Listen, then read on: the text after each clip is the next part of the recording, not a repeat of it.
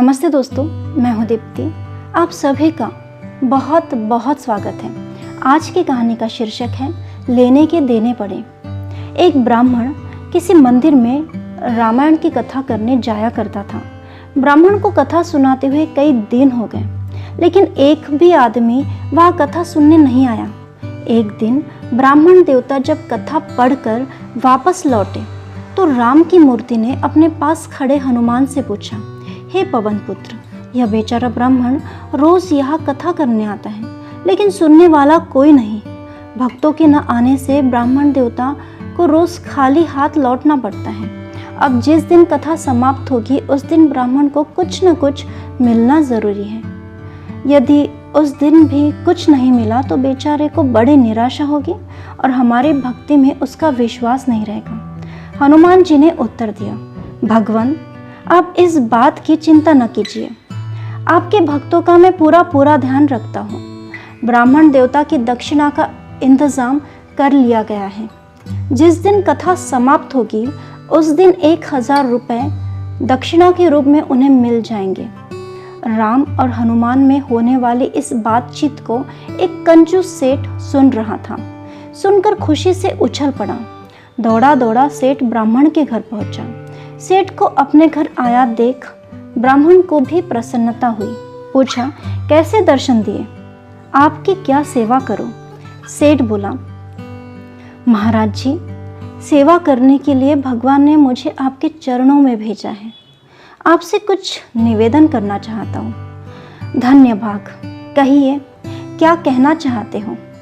सेठ बोला, इतने दिनों से आप मंदिर में कथा करते आ रहे हैं और अब कथा की समाप्ति का समय आ गया है।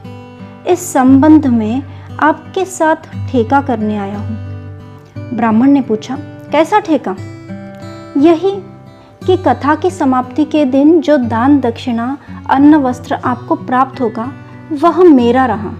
उसके बदले में मैं आपको 500 रुपये देता हूँ। यह कहकर सेठ ने 500 रुपये निकालकर ब्राह्मण के सामने रख दिए। ब्राह्मण को हंसी आ गई। बोला, सेठ जी, क्यों मेरी हंसी उड़ा रहे हो? आप देख रहे हैं कि मैं कई दिनों से कथा कर रहा हूँ, लेकिन श्रोता तो एक भी नहीं आता। मुझे लगता है कि समाप्ति के दिन भी वहाँ कोई नहीं आएगा। जब लोग ही नहीं आएंगे तो दान दक्षिणा कहाँ से मिलेगी?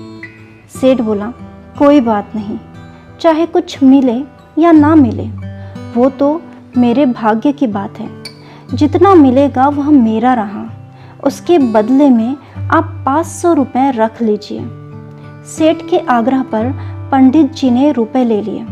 वे मन ही मन प्रसन्न थे। जहाँ एक भी रुपया मिलने की आशा नहीं थी वहाँ 500 रुपये उन्हें मुफ्त में आया लग रहा था। बात पक्की हो गई। कथा की समाप्ति के दिन सेठ जी ब्राह्मण को लेकर मंदिर पहुंचे। विधि विधान पूर्वक कथा आरंभ हुई। सेठ जी भक्ति भाव से कथा सुनते रहे। कथा की समाप्ति पर आरती हुई, लेकिन रुपया नहीं मिला। सेठ जी ने सोचा शायद भक्ति भाव और पूजा में कमी रह गई।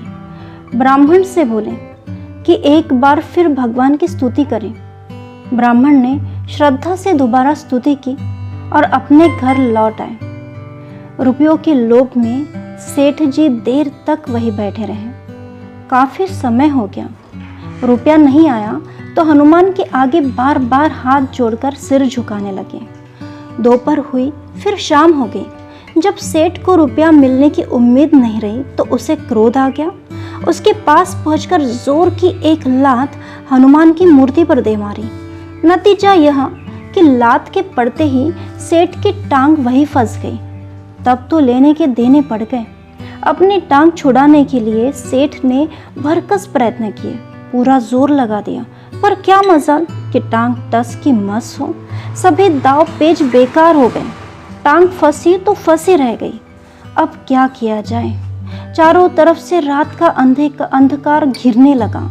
अंधेरा होने पर राम की मूर्ति से आवाज आती सुनाई दी। भगवान राम हनुमान से पूछते हैं, हे हनुमान जी, आज तो ब्राह्मण देवता कथा समाप्त कर चले ही गए, लेकिन हुआ क्या? कुछ दान दक्षिणा उन्हें प्राप्त हुई या खाली हाथ लौटना पड़ा? हनुमान की मूर्ति से उत्तर मिला, प्रभु आपके भक्तों को खाली हाथ में जाने नहीं देता। ब्राह्मण देवता बहुत प्रसन्न है। कुछ दिन पहले 500 रुपया एडवांस में दिलवा दिया था और अभी 500 रुपये में टांग गिरवी रखी है। जब तक बाकी रकम नहीं मिलती टांग नहीं छोड़ूंगा। सेठ ने सुना तो उसकी आंखें खुल गई।